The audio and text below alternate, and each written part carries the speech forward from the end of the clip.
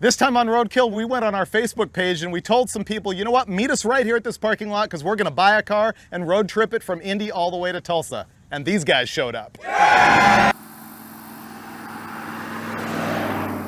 We're here nearby Indy, about 4 miles from the drag strip where the NHRA US Nationals are going on, and we got to buy a car. So we invited a bunch of fans to come out here and meet us in this parking lot and bring their cars out. I've got a pocket full of cash, and we're gonna go home with one of these junkers over here. We can get into a lot of trouble with $5,000. Why are we buying a car? Should be at the strip club. Let's go, because I see cool stuff. If you can get people to ditch work, ditch school, and show up to a Walmart parking lot on Monday just to sell you a car they really don't want to sell, you're probably doing something right with your little online show. About 12 guys showed up with cars for sale, which is super cool. And even cooler, there was a big crowd of people who just came out to see what was going to happen and brought their own rides with them. A few of the cars we passed on were a diesel-powered Mercedes, an all-wheel drive Honda with a 6-speed, an old Monza, a rotary-powered RX-7, a third-gen Camaro, a Fox body Mustang that even had a spare roll cage in the back. There was some good iron here, but none of that stuff was cool enough to go on this road trip. Ultimately, we narrowed it down to 4 cars. There was a 67 Ford Country Sedan, which is pretty much a Galaxy station wagon. It had a 390 under the hood, an automatic, no power steering, no power brakes. This thing was on. This is way too good for us. Yeah, a door could fall off any minute. Let me guess, you have to pull up on the column shifter to get it to start? Oh, yeah, how'd you know? It's a 67 Ford. I don't know, that's gonna be hard to contend with. Man, oh dude. This is mint. I'm falling in love. We need to move away. I know. We need to move away because this is too big. We could be done right now. Wow. There was sudden death. The off-road built Ford LTD that was just nutso.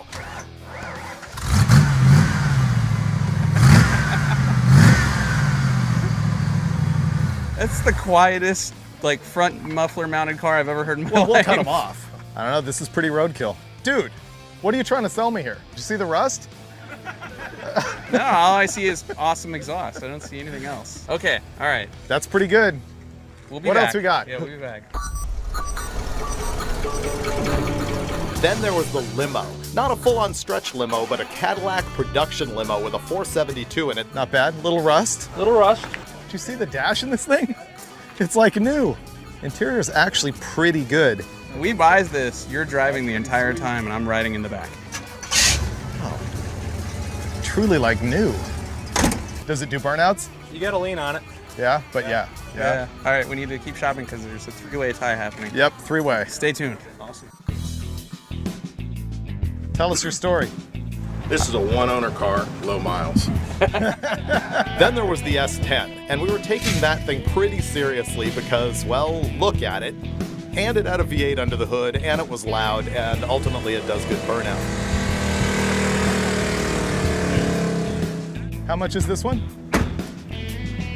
I'd love to get 35, but it was 15. You drive a hard bargain. Oh, that was the best thing I've heard all day. So this versus Hookers and Blow, Certain Death, and the wagon. I'm more into the wagon than I am the S15. Well, the S15 has more character, like from, you know, a complete piece of junk point of view. It has sawzalling the roof off of it. It has putting nitrous on it. We can run that into stuff. I didn't even think about how crappy it was, and it didn't matter what we did to it. Right. With that one, you know the whole time you listen to me whining about, oh, we can't drill a hole in this. We can't run this into a tree. That one is just going to be a cruiser. Let's talk about Certain Death for a second. Most of what we would like to do is already done. We can't really take the credit for it. But see, we could add our own little something to it. We can go get some house paint. It's got such a good look, though. I mean... All right, so then how about Hookers and Blow? I love it. Not the Hookers and Blow. I mean, I love the car. The car's good. Yeah. The lazy man in me says, I want to ride all the way to Tulsa in the backseat of that while you drive. I'm really torn. Personally, I would say I most want to own the wagon. I most probably want to drive Certain Death. This is hard. Man, we're indecisive. Like, none of these will suck. This will all be amazing. We could find somebody to pick for us. I like that plan. How about him? All right. Which one would you pick? Oh, wait. You're influencing. Cadillac or the wagon? Okay, Cadillac or wagon. Which way would you go? Yeah, wagon. Right. Okay, Solid. Wagon or pickup truck? Wagon or pickup truck? Which one? the wagon. Wagon, okay. All right. Wagon or LTD? They're the wagon. Okay, we're getting the We're wagon. going wagon. All right. Okay. Thanks, little man. Thank you for helping us. Be on the episode. Good looking out. We bought ourselves a station wagon, and I'm now tempted to drive it all the way back to California for the birth of my child. We use it a few times a year. Me and my buddies will go to the races, and we'll go to car shows and stuff. Pile all in, and whatever they do, I'm going to follow it, and I can't wait. Well, we just bought this thing. We've never seen it run, so we figured we might as well give it a brief once over before we hit the road. Ooh. Wow. I don't care. I got cookies. Let's go. You broke it already. You threw coolant everywhere. Hey, where'd that LCD go? Okay, so now all of you, the next time you're watching this show and you go, I wonder if they faked that.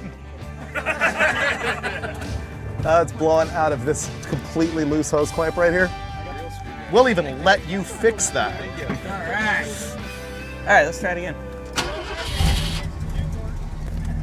Does it have reverse?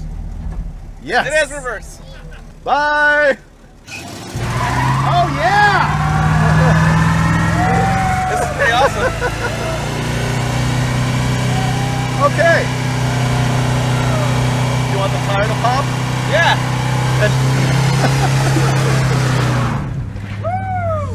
Nice. Oh, that's good. Right through the back window. Like Cheech and Chong now. It wasn't us, officer. What are you talking about?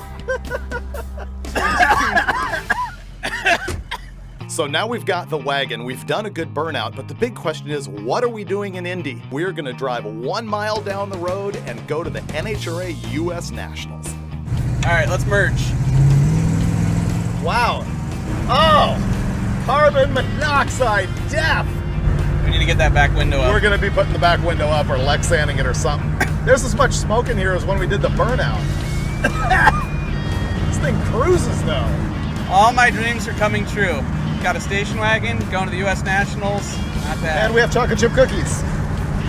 I've never been to the Big Go. I've never been to Indy during an NHRA national event, so this was huge for me.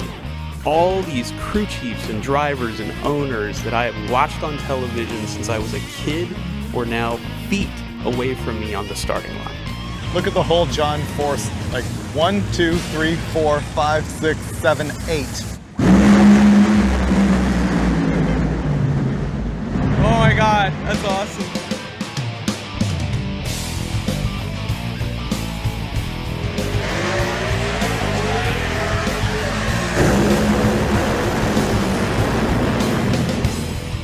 This might be the best day at work ever. Yeah.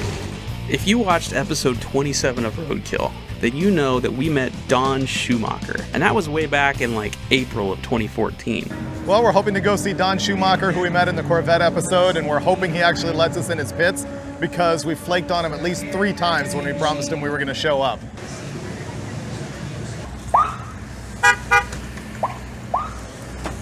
You know you're big time when you get a police escort through the pits. It's a large sea of people. I only know one of them. Good to see you. How you doing, man? I'm doing good. How you Doing doing?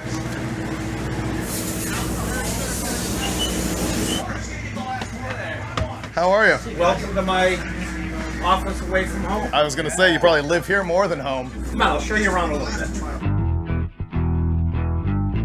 Each area has its own set of tools, massive amount of parts and pieces. And wow. There's another motor back there. Yeah, Got motors under the cabin. sitting around. Well, he's probably got 8 to 10 short blocks here. We have another chassis upstairs with the body on it, with a short block in it, ready to go. And the same for every team, right? Yeah. You know, if you guys went down the road with this, you could fix whatever you broke. Yeah, we wouldn't have a show.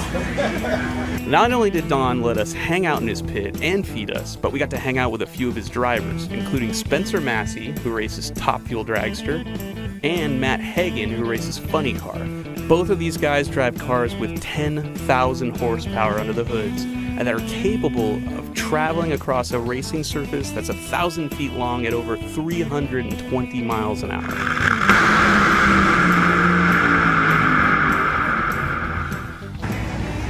Dude, Look, It's Don Schumacher, and he just gave me a pass, and now we're going to the starting line at the U.S. freaking Nationals.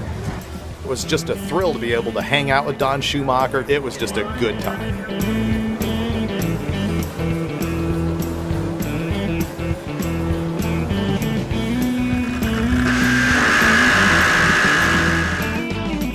It's about 3:45 here in Indy, and all of Don Schumacher's teams have lost, which is a drag for him, but it's good for us because we're gonna go get a tour of his shop right down the road here in Indy. But first, Finnegan's gonna fix the glass in the back of the wagon because the carbon monoxide in this thing is killing us. It's worse than that Cuda that we drove in Texas.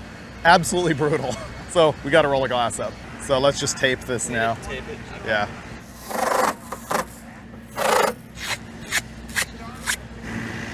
Declare this car roadworthy.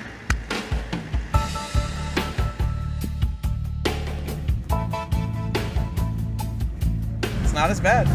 I smell it, but it's not as bad. How much do you think we've shortened our lives by doing roadkill just from the amount of carbon monoxide we've inhaled? But how much have we extended our own glory?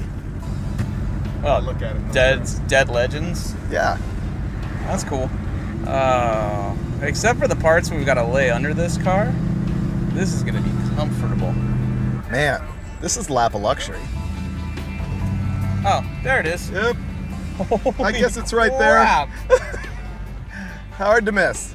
If you died and went to heaven, Don's shop would look a lot like what your garage would look like. Floors you could eat off of because they were that clean. CNC machine equipment, chunks of billet everywhere that you could turn into engine blocks or cylinder heads. And oh yeah, the building is so big that you could pull the semi-tractor trailers of all 6 of his racing teams inside the building, roll out all the cars, set up the pits, and maintain them right there. The thing I liked most was the blower dyno. This thing was so complicated, I could not tell exactly what they were doing here, and so we had one of the crew chiefs come in and explain it. Basically, they use this electric motor to get the thing spinning up at speed, and then bam, they've got a clutch in it that engages this engine and instantly takes that blower from idle speed up to 8,000 RPM. Mind-blowing stuff here. Hell of a tour. That was great. Not a bad day. Do you think about what other people must think of our jobs? It's pretty ludicrous. Keep forgetting about all the stuff in the back. Did you see what the car just did? Yeah.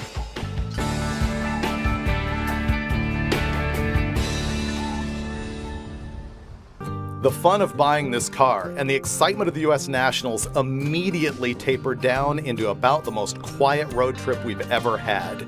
We took these tiny roads heading out of Indianapolis, making our way to Tulsa for the start of Hot Rod Drag Week. We took back roads. That way, we'd get to see America. We'd see pawn shops and small auto parts stores and junkyards and all those things that we don't normally get to hang out at during a typical roadkill when we're thrashing. It gave me and Finnegan a chance to talk about something more than our imminent demise, which is the norm for roadkill. I'm getting kind of attached to the wagon. I feel spoiled. I don't want to get rid of the wagon. I like it. I'd like to make it spunkier, though. How would you propose doing that? We don't just get nitrous bottles. We get mother bottles, 2 of them. Strap them to the roof, Yeah. wire them together, and we have a 50 shot that lasts for 8 or 9 miles. That's never been done before, I don't think. Actually, what would make you go faster at that point is to put the mother bottles on the roof with the nozzle pointing backwards and just sledgehammer off, the valve. The car, not to be judgmental, has a little bit of rust, a little bit of oxide in it, Yeah, and it would just rip the roof off the car. that could happen. Yeah. Instead of making the car go faster. Ratchet strap all the way around the car. Oh my God, I don't know. The trip ended up being so cash, we had time to bench race. We stopped to see a buddy and finally crashed for the night in New Baden, Illinois, right across from St. Louis.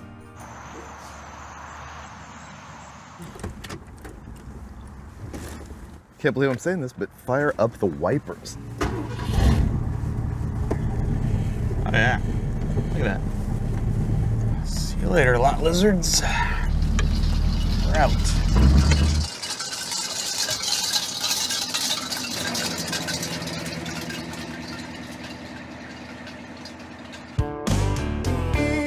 When you think St. Louis, you think Bigfoot.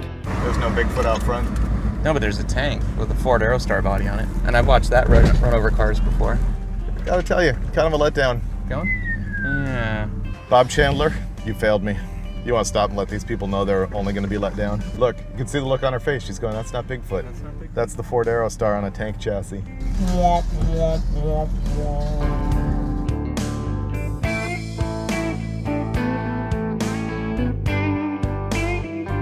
We stopped at a junkyard, which ended badly when we got threatened by an old man with a steel pipe. The guy threatened us with a steel pipe. Yeah, but do you want to deal with that? The guy's obviously going to continue coming after us. That's crazy. We bailed out of there and headed to Oak Grove, Missouri, where we were going to visit with some of our drag week racers. How you been? I've been good, man. Hey, David, how are you? I didn't expect to see you. And we're at Todd Mashmeyer's shop. That's Todd there in the black shirt and Travis Gilpin in the gray. These guys are totally roadkill people. Because anybody that has the engine out of their car and the cylinder heads off of it 2 days before they're supposed to be drag racing, well, they'll hang out with us, no problem, even if we didn't bring beer. Look at this over here. That's an intake manifold, and it didn't fit the cylinder heads, and he could have very easily put spacers underneath it to make it fit the cylinder heads. He didn't do that. He cut it in half, welded it back together, and he's still got to machine it to fit, but he's doing all of this with, I don't know, 2 or 3 days left, so he definitely lives the roadkill life. Leaving Todd's place, we knew we still needed to show you some destruction on roadkill. And so here we present gratuitous shots of a guy destroying a house.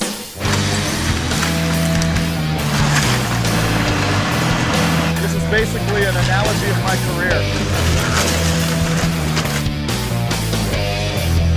Yeah!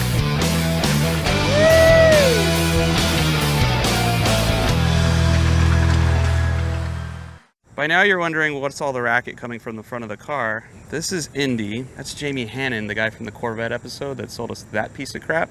And he thought it'd be funny when we weren't looking by popping off the left front hubcap and throwing about 75 cents in it.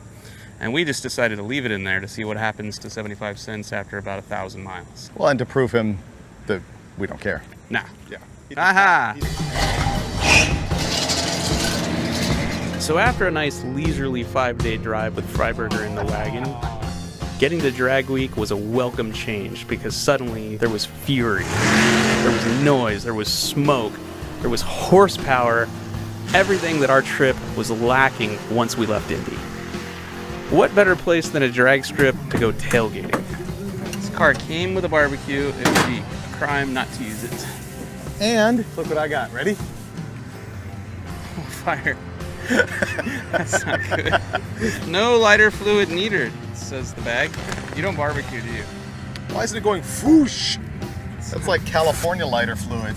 And if you're gonna tailgate, you might as well tailgate at the finish line because that's where all the action is.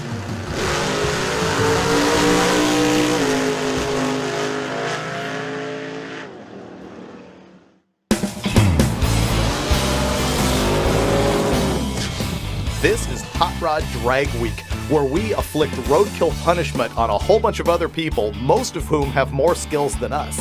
This is where we take drag racing street legal cars and make them race 5 times at 4 drag strips in 5 days.